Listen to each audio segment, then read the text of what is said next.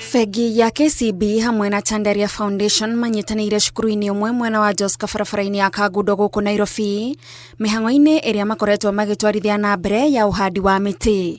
We believe that involving students in planting trees is a good way of doing it, because then these students, when they go back home, they'll continue with this, and then we are able to reach our goal much faster.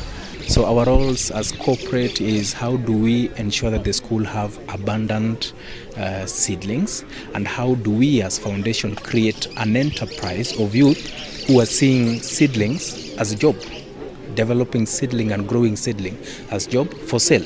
So we encourage that when the students come, they can get a buddy when a new student comes, so that we make sure that there's continuity.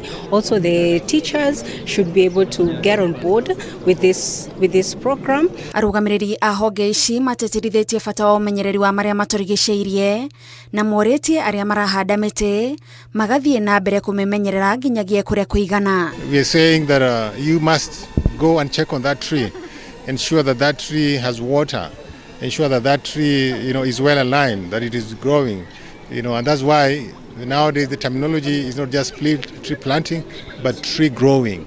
The idea is to support KFS, Kenya Forest Service, in tree production, because when you talk about 15 billion trees by 2032, who is going to produce apart from KFS? So we are here part of the production. Makoretwo magĩkinyanĩria tabarĩra ici macukuru-inĩ matiganĩte marĩ na itanya rĩa gũteithĩrĩria tabarĩra ya ũhandi wa mĩtĩ bilioni 15 gũgĩkinyĩria mwaka wa 2032. We have been doing this in various schools.